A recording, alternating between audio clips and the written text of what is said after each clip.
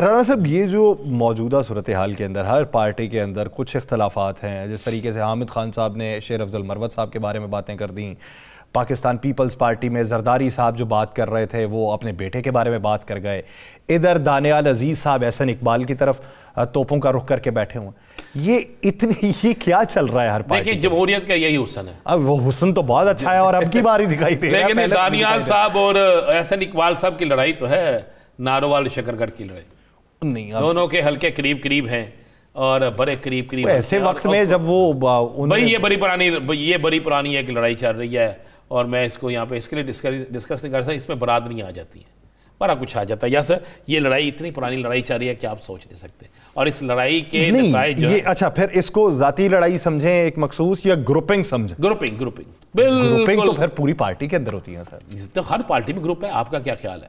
अगर नारोवाल और शकरगढ़ जहाँ से ये तल्लक रखते हैं वहाँ पर इन दोनों ग्रुपों की एक अच्छी खासी तादाद है। वो चाहेगा उसके लोग आएँ, वो चाहेगा उसके लोग आएँ। वहाँ पे दो बरादरियाँ जो हैं उन्हीं में टिकटें तकसीम होती हैं। मैं आपको गुज्जर बरादरी और राजपूत बरादरी या तीसरी जट बरादरी, इन तीनों में टिकटों की तकसीम होती है। अब दानियाल अजीज़ का तल्लक किस बरादरी से आपको पता है, एहसन इकबाल का तल्लक किस बरादरी से आपको पता है। तो ये तो एक वो अपने अपने लोगों को एडजस्ट कराने के लिए करते हैं। अब अगर उन्होंने ये खुद तो ये कह दिया है कि महंगाई के ज़िम्मेदार एहसन इकबाल हैं, तो एहसन इकबाल कहते हैं हम महंगाई के ज़िम्मेदार नहीं है। तो ये जवाब उनको दे रहे हैं। पीपल्स पार्टी वालों की जुबान बोल रहे हैं। अच्छा पीपल्स पार्टी, हाँ, उन्होंने कहा ये तो फिर उन्होंने पीपल्स पार्टी में भेज दें यार। क्यों? पूछा, उन्होंने कहा वो आप पीपल्स पार्टी में तो नहीं कही जा रहे, ये तो पीपल्स पार्टी वालों की ज़बान। अच्छा राना साहब, आपके पास कोई अहम खबर है एंटी करप्शन के हवाले? यार एक बड़ी अच्छी खबर है, बल्कि ये मेरे पास लेटर्स हैं और मैं परेशान हुआ ये खबर पढ़ के।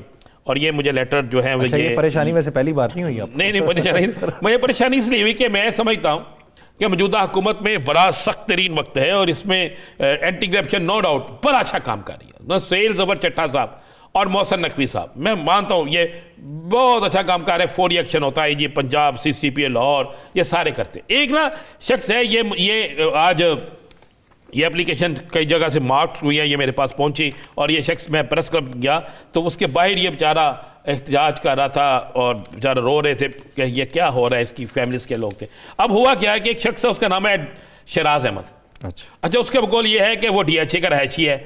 उसका कहना है कि जमशेद इकबाल, जो कि ये बोर्ड नहीं लगते जो सड़कों पे जी बोर्ड लगाता है, उसका मालिक है, उसने अपने साथ एंटी करप्शन का बकौल उसने अपने साथ एंटी करप्शन सर्कल का एक, फिर उसे 2 दिन बाद उसे उठा लिया जाता है और उसके बाद उसे हफ्ते बेजाम रखा जाता है उसके, और कहता है उसे मुकाबले में मारने की धमकियां देते हुए उससे कार नंबर, अच्छा मजे वाली बात यह है, उससे कार नंबर AEK 251 नाम लिखा ली जाती। अब इस कार का जो है स्टे मिल गया है एंटी, ये मैं कागज़ दिखा रहा हूँ वहाँ से एक्साइज से कि ये कार इस तरह नाम हो ही नहीं सकती। फिर उससे 2 चेक भी लिखवा लिए जाते हैं। अब उसने एप्लीकेशन दी है मोहसिन नकवी साहब को, उसने एप्लीकेशन दी है IG पंजाब को, उसने एप्लीकेशन दी है सुहेल ज़फ़र चट्टा साहब को कि हम मेरे साथ इंसाफ किया जाए।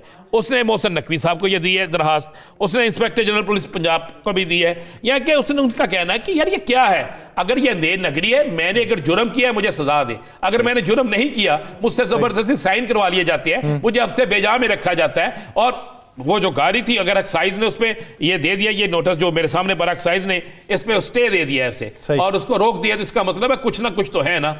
मेरे सुनने में ये आ रहा है कि सुहेल ज़फ़र चट्टा साहब चूंकि कंप्रोमाइज नहीं करते, वो मेरिट पे फैसला करते हैं और मोहसिन नकवी साहब भी मेरिट पे फैसला करेंगे और इस पर कोई बड़ा एक्शन होने वाला। आपको याद होगा एक पुलिस का इंस्पेक्टर था जिसे DSP कहते थे, उसने उस पर मंशियात का मुकदमा बना था, याद है ना आपको? और पुलिस में वो कहते थे बड़ा तगड़ा है, लेकिन IG और CCPA लाहौर ने तो अब भी उम्मीद करते हैं कि हुकाम बाला तक ये जो पहुंची हैं इस पे कोई सख्त एक्शन